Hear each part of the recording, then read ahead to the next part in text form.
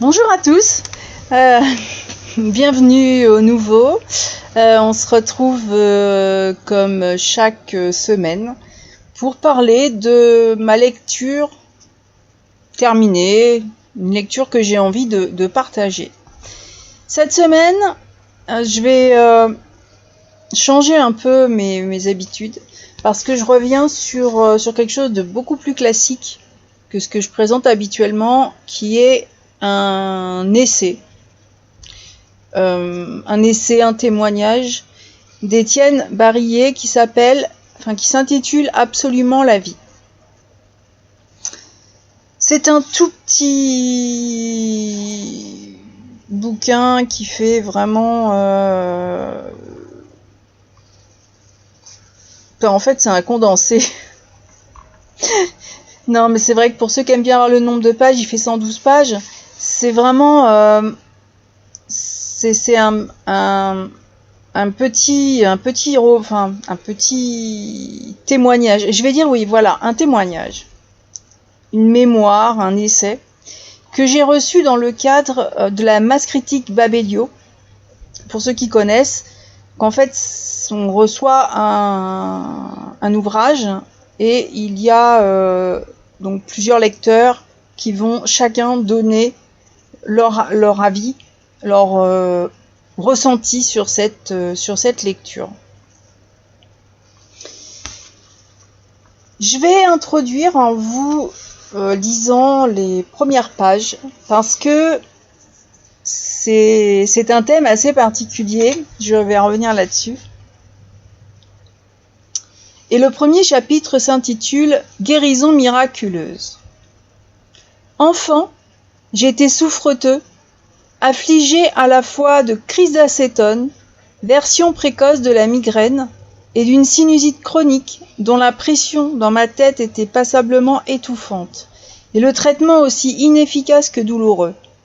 Je manquais très souvent l'école. Ces congés forcés, blancs comme la cuvette émaillée qui n'était jamais loin de mon lit, ne m'apportaient aucune joie.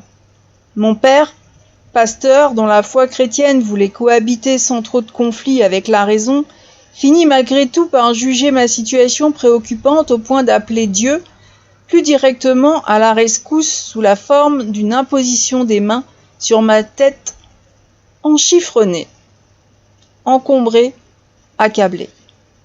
Dans le bureau paternel de la cure du village, dont le plancher craquait et dont j'ai souvenir bizarre qu'il était oblique, tel celui d'un vaisseau paralysé dans sa gîte, cette imposition qui fut exécutée assortie de prières par un tiers sans doute pasteur lui aussi, mais théothérapeute. Impressionné, paralysé, proie docile et rétracté de ces saintes manipulations et de ce contact indiscret, alarmant de mains étrangères sur mon front cotonneux, je me persuadai, fils obéissant, que ma guérison s'amorçait. Comme de juste et comme d'injuste, il n'en fut rien. Mes parents recommencèrent à me confier au seul médecin dont l'inefficacité, du moins, n'obligeait pas à s'interroger sur le pouvoir de Dieu. Mais, si jamais il s'était questionné de la sorte après l'imposition manquée du théurge aux mains intruses, leur réponse aurait été bien sûr que Dieu ne nous doit rien et que son indifférence apparente aux maux du monde, petit et grand, est un mystère qu'il faut accepter avec humilité. Je précise que l'auteur écrit ce texte peu de temps après avoir perdu son épouse, qui est décédée à la suite d'une longue maladie, une maladie qui détruisait progressivement sa faculté de penser. Ce fut très probablement une souffrance pour l'auteur et c'est ce qui rend cet essai poignant, parce que son épouse, Monique, eh bien, elle était elle était croyante, mais elle n'était pas... Elle était catholique. Et sa foi n'avait pas été ébranlée comme celle de l'auteur.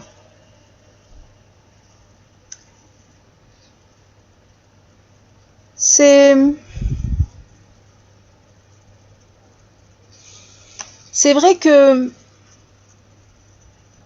l'auteur nous livre aussi son témoignage par rapport à sa religion, par rapport à la façon dont il l'a vécu déjà enfant. Et puis, au fil du temps, ses remises en question, ses doutes. Et j'ai trouvé que c'était vraiment... D'ailleurs, il ne juge pas, il présente vraiment son témoignage, la mémoire de ces années, comme un exutoire à sa propre souffrance, je pense. Et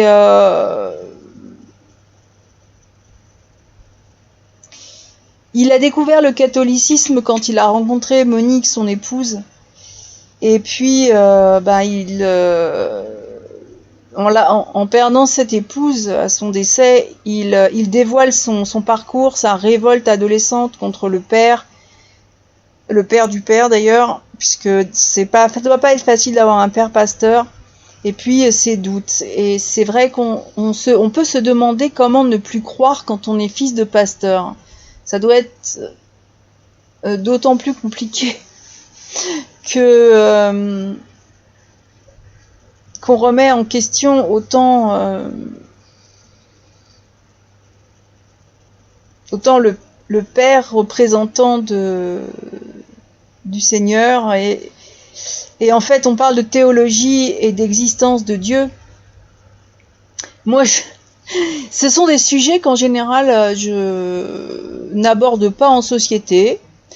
Et pourtant ce sont des sujets qui m'intéressent. Alors pourquoi, vous allez me demander? Parce que j'ai bien remarqué qu'il y a deux sujets qui fâchent quand on est à table ou même quand on discute quelque part. Il y a deux sujets qui sont à éviter absolument, de mon point de vue, et que j'évite maintenant depuis assez longtemps, c'est la religion et la politique. Parce que, étrangement, c'est assez rare de trouver une ouverture d'esprit qui fait qu'il y ait une réelle discussion. En général, c'est plutôt, même avec des personnes qui ont une ouverture d'esprit assez exceptionnelle, je me suis retrouvée face à d'un seul coup on a l'impression qu'il y avait une porte qui se refermait là, et que chacun voulait imposer son Dieu et son idée politique qui était forcément la meilleure. Je crois que dans ce...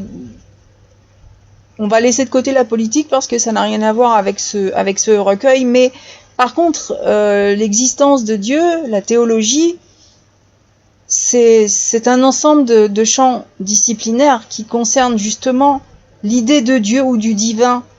Et en théologie, l'approche confessante de ces champs d'études les distingue de l'approche plus agnostique des sciences des religions.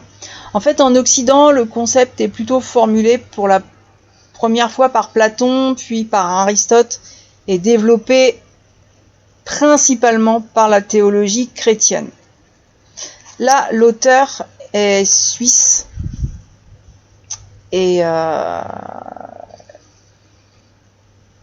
il se souvient donc lui aussi d'un collègue français qui a été scandalisé parce que la théologie était nommée en premier dans la liste des facultés, et cette personne a dit oui, Dieu premier servi, vieille tradition, mais enfin puisque Dieu n'existe pas, cela n'est-il point abusif quelque peu? L'auteur est né en 1947 et il a déjà lui-même, parce que c'est lui qui le raconte, rencontré le fameux sujet qui fâche que j'évoque. Et c'est dommage. C'est dommage, je pense que quand un sujet se ferme immédiatement parce que on ne peut avoir qu'une opinion sur l'existence de Dieu, hein. Il n'y a rien de scientifique là-dedans, et d'ailleurs, j'ai beaucoup d'exemples parce que c'est un mystère. Il y a un mystère qu'on peut pas nier, que je retrouve dans l'interrogation d'Étienne Barillet, qui me plaît beaucoup. J'avoue que je recommande vraiment à tous ceux qui se questionnent, alors qu'ils sont plus agnostiques, c'est-à-dire ouverts aux idées, de lire absolument la vie. Ma lecture à moi m'a beaucoup apporté. Que ce soit d'ailleurs juste en culture générale, en théologie, mais surtout dans la réflexion de l'auteur en elle-même. Je vous ai lu les premières lignes et j'ai trouvé qu'il voyait ça avec humour, cette demande de l'homme pour guérir les maux de la vie. Donc là, en l'occurrence, la position des mains sur lui qui lui a semblé totalement intrusive. Parce que quand on ne sait plus, on demande un miracle, et l'auteur ne juge pas l'absence de réponse justement à ces trop nombreuses prières. Je trouve que il a un humour qui est léger mais qui est bien présent, et son écriture m'a porté vers les questions que je me suis déjà posées, parce que les questions qu'il se pose sont des questions que toute personne, croyante ou pas, s'est posée. Alors moi je me les suis posées il y a très longtemps. Celles qui n'ont en réponse que... Je pense qu'elles n'ont de réponse que dans la foi. Et dans les croyances, quelle que soit la croyance. Donc, selon moi, ça reste un mystère. Il y a toutes ces reliques qu'on bousille, parce que quelque chose qui est passé au carbone 14 est forcément détruit. Et on parle souvent du linceul de Turin. Eh bien, pour moi, la science n'a rien à voir là-dedans. La science déjà n'est pas là pour démontrer l'existence de Dieu, et puis bien on y croit ou on n'y croit pas, et après on peut justement, quand on est en accord avec soi là-dessus, je vois pas où Dieu peut être un problème. Alors moi je parle beaucoup de spiritualité et pas de religion. Déjà parce que je ne suis pas croyante au sens où on l'entend. Je reste plus dans ce qui est spirituel. Le yoga, c'est spirituel, par exemple, pour vous donner un exemple. Voilà, c'est pas une question de croire quelque chose ou de pas croire quelque chose de mystérieux. Ou on peut aussi parler des extraterrestres et partir sur des tas de sujets. Moi, je suis plus effectivement dans la spiritualité, et une religion peut être une forme de spiritualité qui est enrichissante pour la personne, et dans ce cas-là, eh bien, c'est génial. Le souci aujourd'hui, c'est que ça a l'air d'être plus source de conflit qu'autre chose, et que c'est dommage. Mais pour en revenir absolument à la vie, moi j'ai pris vraiment plaisir à retrouver cette littérature classique et philosophique, celle justement qui grandit avec ceux qui la lisent. C'est une citation de Grégoire le Grand, mais c'est un peu les lectures qu'on m'a imposées quand j'étais au lycée ou quand j'étais étudiante, mais qu'on n'est pas forcément prêt à accueillir à cet âge-là, alors que aujourd'hui j'ai beaucoup plus de plaisir, beaucoup plus de partage dans la réflexion, et que pour moi c'est toujours une petite graine qui est semée dans mon esprit, dans l'esprit des autres lecteurs. Et j'ai trouvé cet essai extrêmement riche, tant par la profondeur de réflexion de son auteur, que par les références littéraires sur lesquelles elle s'appuie, et c'est absolument génial. Et je me suis dit d'ailleurs que j'allais en lire un petit peu plus souvent, parce que la lecture plaisir fait qu'on s'en éloigne, et sans vouloir choquer, et ce n'est pas, là je ne juge personne, mais c'est vrai que à force de lire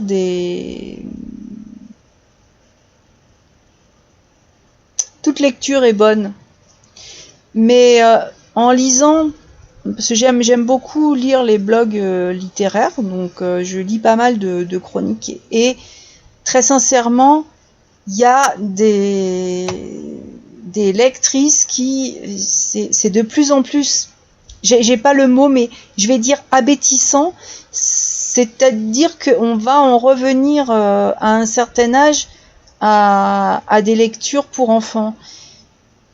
Ce qui est bien, pourquoi pas, on est tous enfants, mais on peut pas rester que là-dessus si on veut avancer, si on veut évoluer dans la réflexion.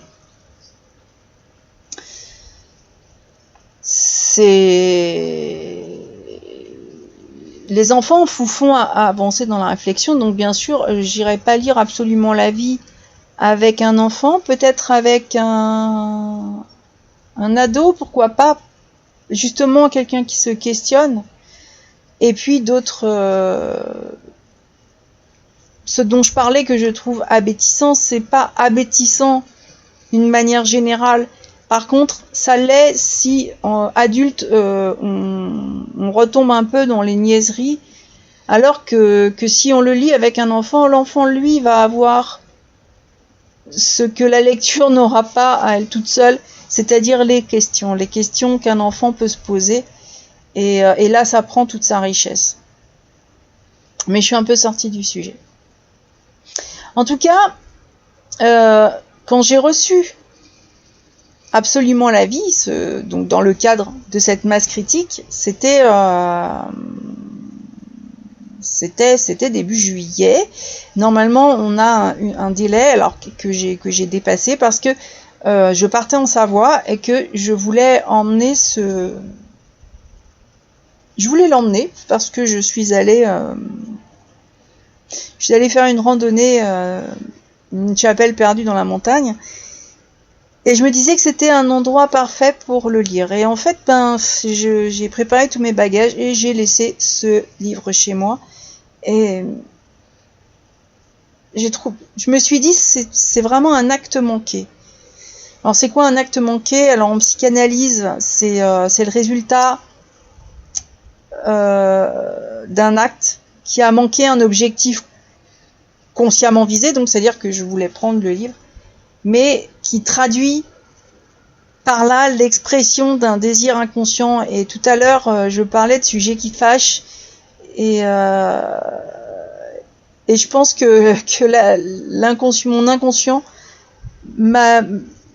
a pris le relais là-dessus, et m'a dicté ma conduite. C'est parce que j'aurais forcément abordé le sujet avec ceux qui m'entouraient, et que je ne connaisse pas assez bien pour aborder des croyances, des doutes. Et donc dans le coin de mon esprit, voilà, c'est en société, on évite les discussions sur Dieu, sur la religion et sur la politique, et c'est fort dommage, parce que je me suis laissée berner par mon inconscient. N'empêche que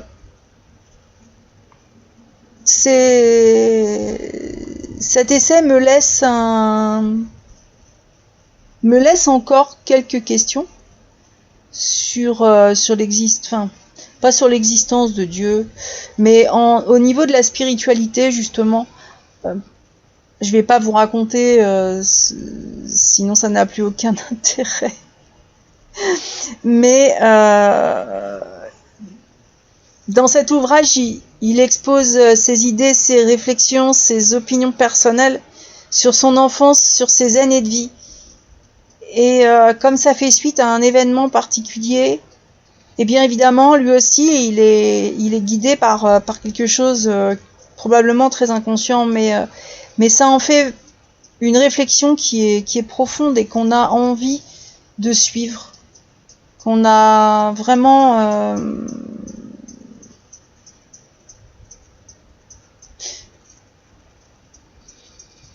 je me suis c'est très curieux parce que donc je l'ai dit, je ne suis pas croyante, mais par contre je crois, enfin j'estime que la spiritualité est importante dans la vie et dans la santé. J'ai tendance à parler de santé spirituelle. On a besoin de croire en quelque chose pour avancer, alors que ce soit des projets, que ce soit des... Et là, j'ai trouvé que l'auteur, lui, en ayant ses doutes, ses fils de pasteur, alors j'imagine quand même que c'est pas dû être marrant tous les jours. Et par contre, par rapport à la foi chrétienne de son épouse, il a un émerveillement, un respect et quelque chose de vraiment magnifique. D'ailleurs, le livre porte son titre, hein, Absolument la vie, parce qu'il emploie d'ailleurs, voilà, il emploie ce terme dans la fin de son essai, en parlant de son épouse Monique, qui et de son Dieu d'ailleurs. À elle,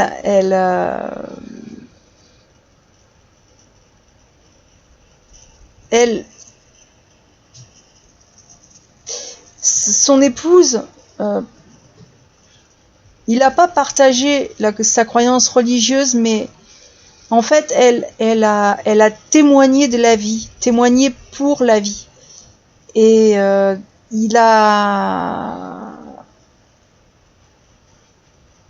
l'auteur dit que il ne lui manque rien et il croit ce qu'une religion pourrait avoir à donner, mais il lui manque quand même quelque chose, c'est la certitude que dans une autre vie, il va retrouver celle qu'il aime. Et ça, c'est la force d'une vie spirituelle, justement,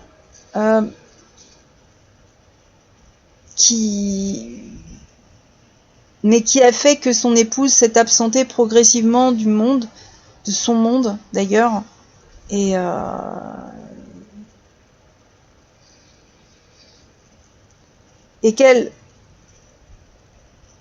il a été, je crois il y a eu une réelle souffrance de la voir s'éteindre de cette façon, intellectuellement. Mais il dit que aussi longtemps que son visage put exprimer quoi que ce fût, elle a souri. Ce qui signifie que si elle a cessé de comprendre et d'aimer, eh ben ce fut dans la douceur, et qu'elle s'est seulement absentée. Voilà. Pas de son plein gré, mais comme on le fait, comme on le fera tous, brusquement ou lentement, et elle lui a fait éprouver jusqu'à la fin, et à l'extrême fin surtout, c'est que les humains ne sont pas des êtres pour la mort, contrairement à ce que voulait Heidegger, mais que leur vérité la plus pure est la vie, justement. Absolument la vie. Vous comprenez le titre, puisque je vous ai dévoilé quand même autant mon retour de lecture que quelques impressions de l'auteur. Et si on me demande si je recommande ce livre, oui. Et j'ai même envie de le faire découvrir à ceux qui se disent athées. Parce que pour moi, pour moi, ça reste une philosophie. Voilà. Une philosophie, et je ne parle pas de religion, parce qu'en fin de compte, au sens de religion, moi j'associe ce terme-là à un autre qui est très, très réducteur. Et donc je parle plus de spiritualité, et la spiritualité pour moi c'est de la philosophie. Et en fait, l'auteur est un écrivain, un philosophe et traducteur suisse de langue française. Donc il a été lauréat d'ailleurs de nombreuses distinctions littéraires, dont le prix d'honneur Paris, le prix Rambert, le grand prix de la Fondation vaudoise pour la culture en 1987, le prix de l'Union internationale des éditeurs de langue française. Et c'est un auteur qui a même reçu le prix Bibliomédia Suisse 2011 pour son roman Un Véronèse, que je n'ai pas lu. Mais la richesse de sa plume, la qualité de son écriture me donne envie de découvrir beaucoup plus sur cet auteur que je ne connaissais malheureusement pas. Donc je remercie très sincèrement Mass Critique Babelio, parce que c'est ça aussi, c'est un partage, et c'est quelque chose de très beau de pouvoir revenir à de la littérature classique et de découvrir un auteur que même en ayant fait en ayant été au lycée, en ayant les études littéraires, on n'a pas forcément découvert, parce qu'on ne peut pas découvrir tous les auteurs, tous les livres. Et ces échanges, ces partages font que la vie continue à nous offrir des merveilles et à faire travailler notre esprit. Et c'est je pense, une superbe chose. Donc à lire et à relire, parce que je le relirai très certainement pour dans un autre contexte peut-être. Sur ces derniers mots, je vais vous souhaiter une excellente semaine, et je vous dis à la prochaine.